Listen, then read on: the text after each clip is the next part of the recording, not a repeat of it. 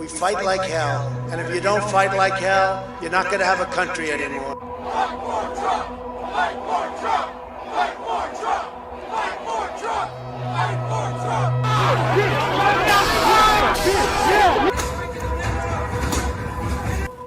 Who paused? Protesters are in the building. Thank you.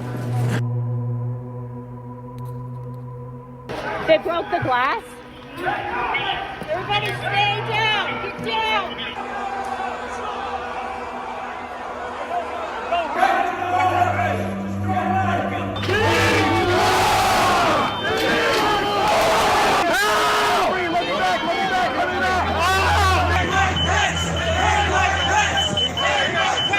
This is America, and this is what's happening right now.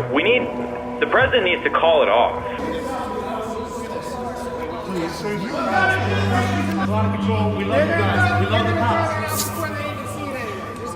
It's only a matter of time. Hello everyone, it's Queen Beeline back to you with another video. This video pertains to the recent updates surrounding the 1-6 committee's findings surrounding the one-term, twice impeached, one-term grifter Donald Trump and his participation and lack of inaction on 1-6. To the officers' families that died on 1-6 and the months after 1-6, my continued support during this difficult time. So let's get into it.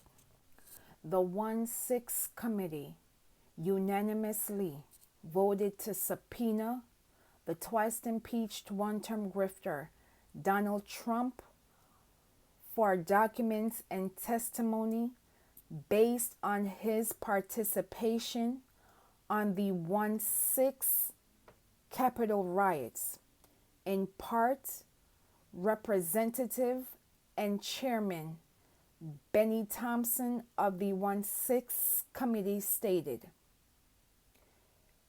"He tried to take away the voice of the American people in choosing their president and replace the will of the voters with his will to remain in power.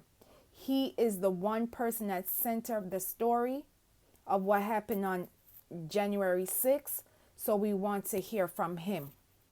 Trump, not wanting to be outdone, issued a letter to Representative Bennie Thompson, who is the chairperson of the 1-6 committee, by stating in his letter, in part, the presidential election of 2020 was rigged and stolen. For the umpteenth time, Donald Trump, you lose because the people of America chose to vote you out. Yes, persons came out in record voting, including myself. Persons voted in person, persons voted by mail, persons absentee ballot voted because they knew that you were bringing America to its knees. What we saw on 1-6 was not only a domestic terrorist attack. People lost their lives not only on 1-6, but months after due to PTSD and other mental health issues that occurred after that day. This man, inaction and actions caused the lives. Persons passed feces and urine in the Capitol building. Property was damaged. Persons connected to white supremacy groups from the Oath Keepers, the Proud Boys, law officials, military personnel, and yes, electoral officials who swore to protect the Constitution from foreign and domestic interned, tried an attempted coup. We have SCOTUS spouses conspiring by sending legislators emails trying to overturn the 2020 election because persons did not want to see the will of the people.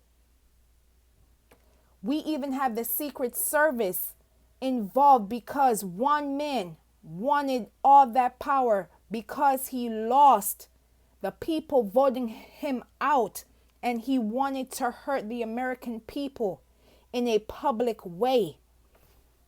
The next clip you will see is House Speaker Nancy Pelosi, Senator Minority Leader Chuck Schumer, and others calling in governors and personnel within Trump's orbit to regaining control of the Capitol building.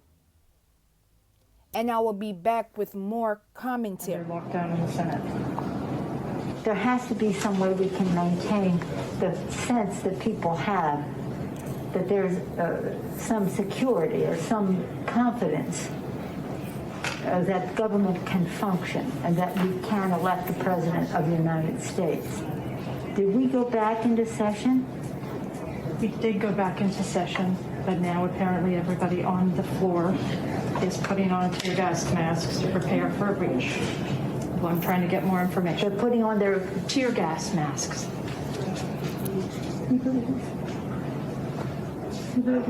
I can't. We need an area for the House members. They're all walking over now through the tunnels.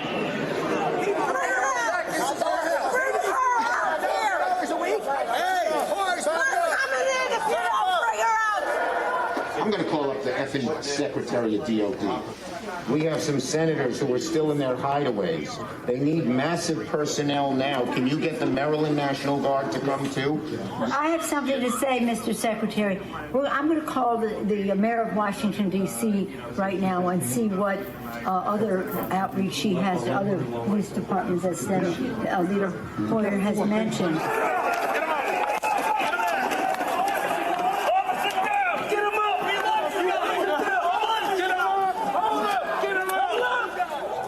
Hi, Governor. This is Nancy. Governor, I don't know if you have been approached about the Virginia National Guard. Mr. Hoyer was speaking to Governor Hogan, but I still think you probably need the okay of the federal government in order to come into another jurisdiction. Thank you. Secretary of the Army. Oh my gosh, they're just breaking windows. They're doing all kinds of. It's really that they said somebody was shot. It's just horrendous, and all at the instigation of the President of the United States. Okay, thank you, Governor. I appreciate what you're doing, and if you don't mind, I'd like to stay in touch. Thank you. Okay. Thank you. Bye-bye. Virginia Guard has been called in. You know, I'm just talking to Governor Northam, and what he said is they sent 200 state police and a unit of the National Guard. They're breaking windows and going in, obviously ransacking our offices and all the rest of that. That's nothing. The concern we have about personal harm, personal safety is it just transcends everything. But the fact is, on any given day, they're breaking the law in many different ways. And quite frankly, much of it at the instigation of the President of the United States. And now, if he could at least somebody. Yeah, why don't you get the President to tell them to leave the Capitol, Mr. Attorney General, in your law enforcement responsibility. A public statement, they should all leave.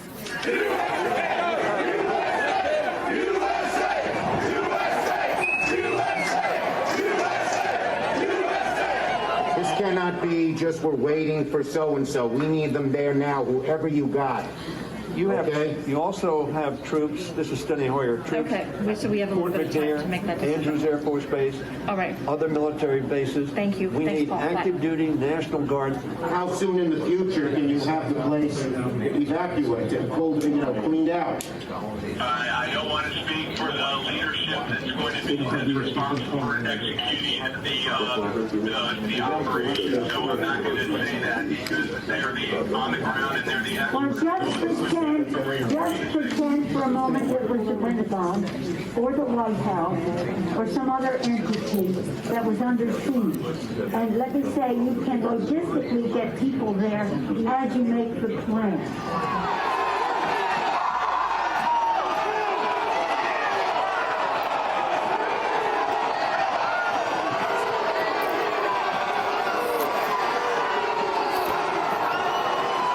we're trying to figure out how we can get this job done today. We talked to Mitch about it earlier. He's not in the room right now, but he was with us earlier. And said, we want to expedite this, and hopefully they could confine it to just one complaint, Arizona, and then we could vote, and it would be, then just move forward with the rest of the state. The overriding wish is to do it at the Capitol. What we are being told very directly is it's going to take days for the Capitol to be okay again.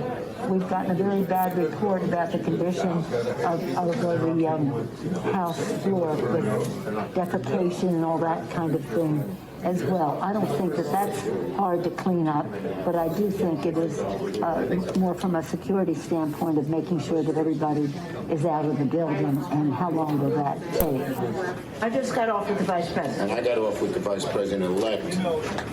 So I'll tell you. Okay. But what we left the conversation with, because he said he had the impression from Mitch that Mitch wants to get everybody back to do it there. Yes. I said, well, we're getting a counterpoint that is, we could take time to clean up the poo-poo that they're making all over them, literally and figuratively in the Capitol, and that it may take days to get back. America, what more proof do you need? The guardians of Putin have made it perfectly clear. When they don't get their way, America has to pay the price. We, as Americans, have a choice to make on November 8th, 2022. Ensure that you are registered to vote. If your state allows absentee ballot voting, please take advantage. If your state allows early voting, please take advantage. Do not sit on the sidelines, because everything is on the ballot and every vote counts, because elections have consequences. Elections matter. Please be safe out here, and I will see you in the next video.